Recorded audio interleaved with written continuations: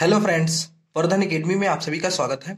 दोस्तों, आज की इस वीडियो में हम लोग सर्वसमिका का पार्ट 2 पढ़ेंगे। ठीक है, सर्वसमिका का पार्ट 1 हम लोग पढ़ चुके हैं और आज सर्वसमिका का लास्ट पार्ट होगा, जो कि पार्ट 2 में हम लोग सर्वसमिका को खत्म करेंगे। ठीक है, तो यहाँ पे देखिए, प्राकृतिक संख्या, पूर्ण संख्या, परिमेय संख्या मतलब नंबर सिस्टम हम लोग पूरा पढ़ चुके हैं। कोष्टक, सरलीकरण, लासा मासा, वर्गमूल, घनमूल को हम लोग पढ़ चुके हैं और आज हम लोगों का ये पार्ट 2 सर्वसमिका का हो जाएगा, तब हम लोगों का सर्वसमिका भी कंप्लीट हो जाएगा। ठीक है, तो हम लोगों के इतने चैप्टर अभी कंप्लीट हो गए हैं। इसके बाद किसी अन्य चैप्टर के साथ आप लोगों के साथ कल हम मिलेंगे।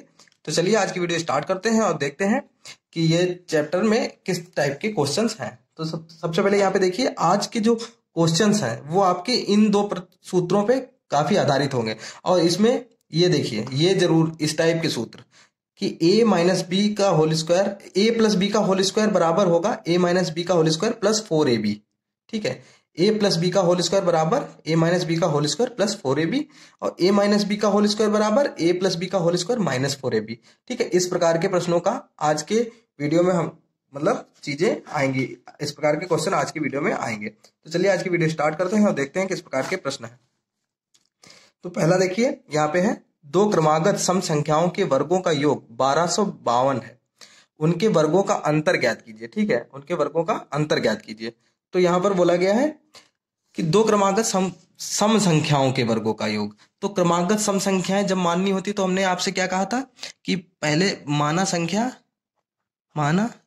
कितनी है, यक्स है पहली संख्या, और क्रमागत संख्या होगा दूसरी, जो क्रमागत संख्या होगी सम, वो आपकी होगी यक्स प्लस 2। क्योंकि अगर आपकी पहली सम संख्या क्या होती है, जो 2 से विभाजित है, अगर पहली 2 है तो दूसरी 4 होगी, मतलब 2 का डिफरेंस है, तीसरी 6 होगी। सब में देखिए 2 का डिफरेंस है, इसीलिए पहली यक्स और दूसरी x प्लस 2 मानते हैं, चाहे सम हो चाहे विषम, क्योंकि दोनों में 2 का डिफरेंस होता है। तो ये है, अब बोला गया है कि दो क्रमागत सम संख्याओं के वर्गों का योग 1252 है। तो प्रश्न के अनुसार लिखते जाइए।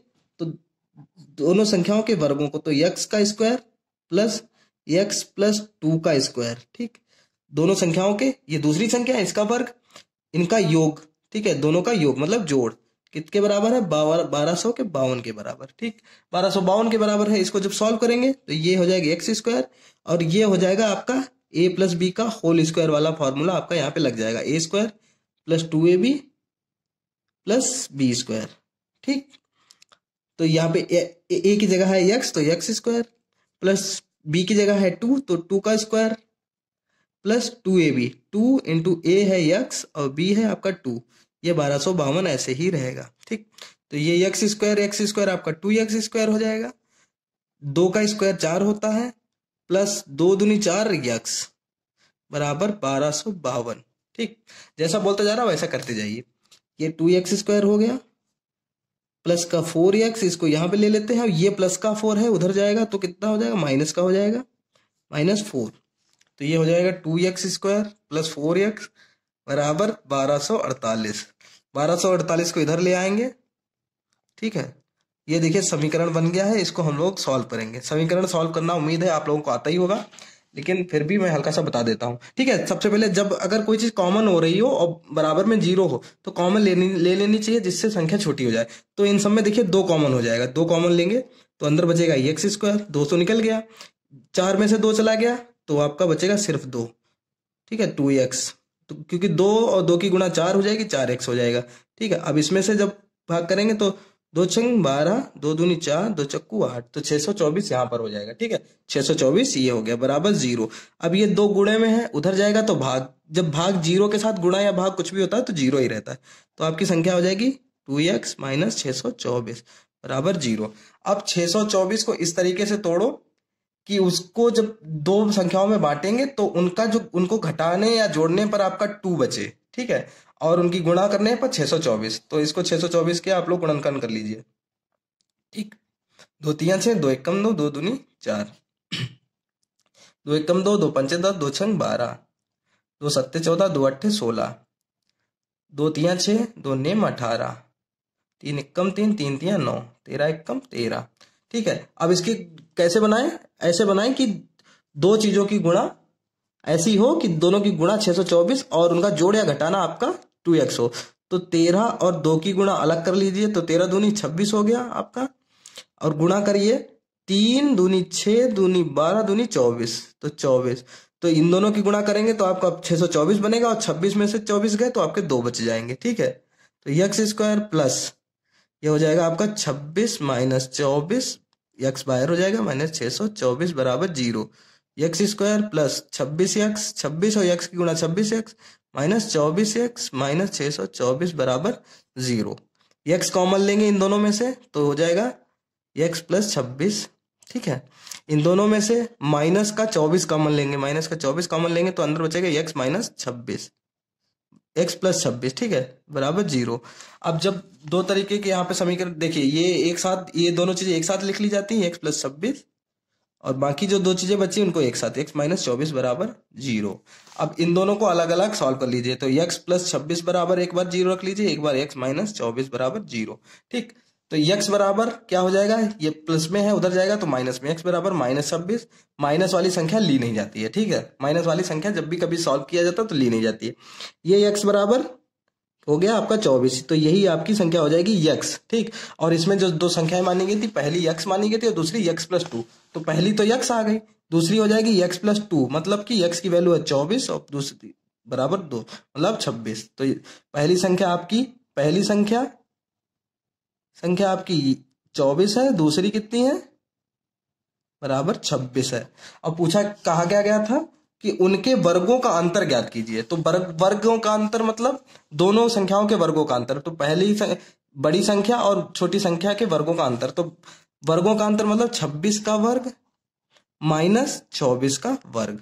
ये वर्ग मैंने 30 तक आप लोगों को लिखवा दिए हैं, स्क्वायर लिखवा दिए हैं, आप लोगों को उम्मीद है याद होंगे। ठीक है, तो 26 का जो स्क्वायर होता है वो होता है 676, और 24 का जो होता है वो होता है 576। ठीक है, तो इन दोनों का वर्गों का अंतर कितना आएगा, 100। ठीक, यही आपका आंसर हो जाएगा। ठीक है, इसी तरीके का नेक्स्ट क्वेश्चन है, उसमें बस माइनस है, तो इस बिल्कुल वैसे ही है, तो अगर आपको नहीं समझ में आया होगा तो इसमें चीजें क्लियर हो जाएंगी। ठीक, देखिए ये क्वेश्चन देखिए, दो क्रमागत विषम संख्याओं के वर्गों का योग 1154 है, उनके योगफल का पूर्ण वर्ग कितना होगा, योगफल का पूर्ण वर्ग बोला गया है। ठीक है, तो दो क्रमागत विषम संख्या है, तो माना पहली संख्या बराबर यक्स है, दूसरी यक्स प्लस 2, इसमें भी हो जाएगी क्योंकि विषम में पहली अगर 1 है तो दूसरी 3 होगी, तीसरी 5 होगी, इसमें भी 2 का ही गैप है, तो पहली यक्स है तो दूसरी एक्स प्लस 2 होगी। बिल्कुल वैसे ही बोला गया, दोनों संख्या विषम के वर्गों का योग, बिल्कुल सेम वही चीज है, x square plus x plus 2 का होल स्क्वायर बराबर 1154। यहाँ पे लाइन खींचे ले रहे हैं तो दोनों तरफ चीजें हो जाएंगी आराम से। ठीक है, अब इसको सॉल्व करें, एक्स स्क्वायर बता दिया था, ये ए प्लस बी का होल स्क्वायर बन गया है, तो ये एक्स स्क्वायर प्लस 2 का square plus 2 into x into 2 बराबर 1154। ठीक, ये दोनों मिलकर 2x स्क्वायर हो जाएंगे, बिल्कुल सेम ऐसे ही क्वेश्चन है, ये 4 हो जाएगा प्लस 2 दूनी 4x हो जाएगा बराबर 1154। ठीक है, ये हो जाएगा 2x स्क्वायर प्लस का 4x, ये 4 उधर जाएगा तो 1154 में से 4 घट जाएगा, 2x स्क्वायर प्लस 4x बराबर 1150। ठीक, अब 1150 इधर लाएंगे, 2x square plus 4x minus 1150 बराबर 0। इसमें भी आपका 2 कॉमन हो जाएगा, 2 कॉमन करिए तो x प्लस 2x। ठीक है, माइनस का 2 पंचे 10, 2 सत्ते 14, 2 पंचे 10 बराबर 0। 2 उधर जाएगा तो गुणे में तो यहाँ पे 0 हो जाएगा, तो सीधे x square plus 2x minus 575 बराबर 0। अब देखिए 575 की भी वैसे ही गुणनखंड कर लीजिए। ठीक है, यहाँ पे 575 के गुणनखंड कर लीजिए, 575 5 से ही कटेगा, लास्ट में 5 है तो 5 एकम 5, 5 एकम 5, 5 25, 5 दूनी 10, 5 तियां 15। ठीक है, और 23 एकम 23, क्योंकि अभाज्य संख्या है तो किसी और से कटेगी नहीं, 23, तो इसको कैसे लिख सकते हैं, 23 गुणा 5 25। ठीक, 25 और 23, अब देखिए इनकी गुणा, देखिए इन दोनों की गुणा करने पे आपका आएगा 575, और जब इनको घटाएंगे आपस में तो बचेगा आपका 2 बचेगा। ठीक है, तो वही रख दीजिए 25 और 23, तो यहाँ पे हो जाएगा x square plus 25 minus 23 x minus 575 बराबर 0। ठीक, x square plus 25 x minus 23 x minus 575 बराबर 0। अब इसको यहाँ पे रखिए, इन दोनों में से x कॉमन लीजिए तो x प्लस 25 बचेगा अंदर, इनमें से 23 कॉमन लीजिए तो x प्लस 25 बचेगा बराबर 0। अब देखिए इसको एक तरफ रख लीजिए और x माइनस 23 को अलग रख लीजिए, तो x प्लस 25 हो गया आपका एक ब्रैकेट में और दूसरे में x माइनस 23। ठीक है, तो इनको अलग अलग रख लीजिए, x बराबर 0, x प्लस 25 बराबर 0, x माइनस 23 बराबर 0। ठीक है, तो x बराबर प्लस माइनस का 25, ये आपका लिया नहीं जाएगा। जब संख्याएं पूछी जाए तब, मान पूछा जाए तब आप माइनस का आंसर दे सकते हैं, लेकिन कोई संख्याएं पूछी जा रही तो माइनस में नहीं आएंगी। x बराबर ये आ जाएगा 23, तो ये आपकी x आ गई। और दूसरी संख्या आपने मानी थी x प्लस 2, मतलब कि 23 और प्लस 2 25। ठीक है, 23 प्लस 2 25 हो जाएगी। और इसमें पूछा गया था कि उनके योगफल का पूर्ण वर्ग कितना होगा, तो योगफल का पूर्ण वर्ग पूछा गया था, उनके योगफल का। ठीक, तो योगफल क्या है इनका, 23 प्लस 25, योग मतलब जोड़ होता है, इसका पूर्ण वर्ग, पूर्ण वर्ग मतलब स्क्वायर, तो ये हो जाएगा 48 का स्क्वायर बराबर 48 गुणे 48। तो 48 का स्क्वायर होता है आपका 2364। ठीक, यही आपका आंसर हो जाएगा यहाँ पर। ठीक है, ये क्वेश्चन भी सेम वैसे ही था, बस थोड़ा सा समझने की जरूरत थी। थर्ड क्वेश्चन है आपका, तीसरा जो क्वेश्चन है इसमें देखिए क्या बोला गया है, दो संख्याओं के वर्गों का योग एक तीसरी संख्या के वर्ग के बराबर है। पहले लाइन खींच लें। ठीक है, वर्ग के बराबर है यदि प्रथम दो संख्याओं का गुणनफल 300 और योगफल 35 हो तो तीनों संख्याएं ज्ञात कीजिए। तो देखिए माना पहली संख्या, यहाँ पे देखिए माना 3 संख्याएं हैं, तो देखिए दो संख्याओं के वर्गों का योगफल एक तीसरी संख्या के वर्ग के बराबर है। तो तीनों संख्याएं क्या है आपकी, माना संख्याएं आपकी a, b और c हैं। और बोला गया है कि दो संख्याओं के वर्गों का योगफल, तो दो संख्याओं के वर्गों का योगफल तीसरी संख्या के वर्ग के बराबर है। ठीक, तो ये समीकरण 1 हो गया आपका, ये हो गया। और इसमें बोला गया था कि दो संख्याओं का गुणनफल 300 है, तो प्रथम दो संख्याओं का, तो पहली दो संख्या a और b है, तो a और b का जो गुणनफल है वो आपका 300 हो गया, और उनका योगफल a प्लस b बराबर आपका 35 हो गया। ठीक, ये आपका यहाँ पर दिया गया है। ठीक, ये आपका दिया गया है। अब इसमें वही वाला फार्मूला जो अभी हमने आपको शुरुआत में बताया था कि इस प्रकार के फार्मूले आज यूज में आएंगे, जैसा कि ये लिखा है कि देखिए a प्लस बी का होल स्क्वायर, इसकी जगह आप लिख सकते हैं a माइनस बी का होल स्क्वायर प्लस 4ab, और a माइनस बी का होल स्क्वायर की जगह आप लिख सकते हैं a प्लस बी का होल स्क्वायर माइनस 4ab। ठीक है, तो यहाँ पर देखिए, यहाँ पे देखिए a प्लस बी बराबर 35 है, a प्लस बी बराबर 35। ठीक, इसकी अब आप लोग इसमें इन्होंने कहा है कि किस तरीके से इसको बनाएंगे, तो यहाँ पर देखिए क्या करना है आपको। ठीक है, यहाँ पर आपको बनाना है a प्लस बी का होल स्क्वायर माइनस 4ab बराबर क्या होता है, a माइनस बी का होल स्क्वायर। ये फॉर्मूला होता है, a माइनस बी का होल स्क्वायर बराबर a प्लस बी का होल स्क्वायर माइनस 4ab। अब a प्लस बी आपको दिया हुआ है, a प्लस बी की वैल्यू आपको दी है 35, तो यहाँ पे 35 का स्क्वायर हो जाएगा। ठीक, माइनस 4 इंटू ए बी की वैल्यू दी गई है 300 बराबर a माइनस बी का होल स्क्वायर। ठीक, ये हो गया, तो 35 का स्क्वायर होता है आपका 1225। ठीक, माइनस 3 चक्कू 1200, ये हो जाएगा a माइनस बी का होल स्क्वायर। इसीलिए मैंने कहा था ये फॉर्मूला, इस टाइप का फॉर्मूला जरूर लगेगा आज की जो क्वेश्चन है इसमें। अब इसमें से 1225 में से 1200 गए तो आपका सिर्फ 25 बचेगा, ये a माइनस बी का होल स्क्वायर रह गया। ये आपका 5 का स्क्वायर होता है 5 की घात 2, a माइनस बी का होल स्क्वायर। कल मैंने बताया था जब आपकी घातें बराबर होती हैं तब आपका बेस भी बराबर हो जाता है। तो जब घातें आपकी 2 और 2 हैं तो बेस आपके बराबर हो जाएगा, मतलब a माइनस बी बराबर आपका आ जाएगा 5।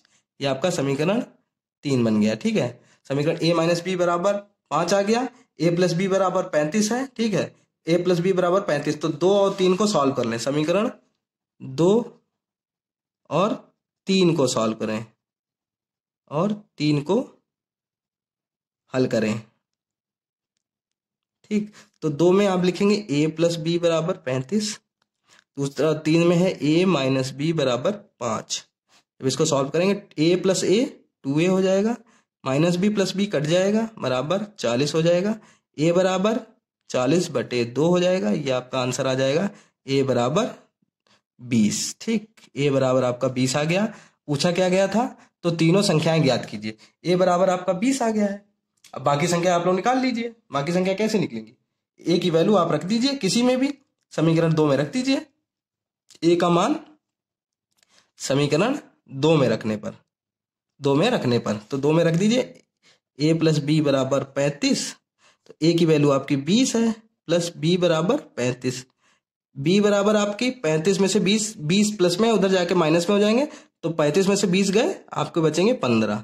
तो 20 b बराबर आपका 15 आ गया। अब c की वैल्यू निकालने के लिए a बराबर 20, b बराबर आपका आ गया 15। अब c की वैल्यू क्या निकालेंगे, आपने यहां माना था a प्लस बी स्क्वायर बराबर c स्क्वायर, तो a square plus B square बराबर c स्क्वायर। तो a का स्क्वायर मतलब 20 का स्क्वायर प्लस 15 का स्क्वायर बराबर c का स्क्वायर।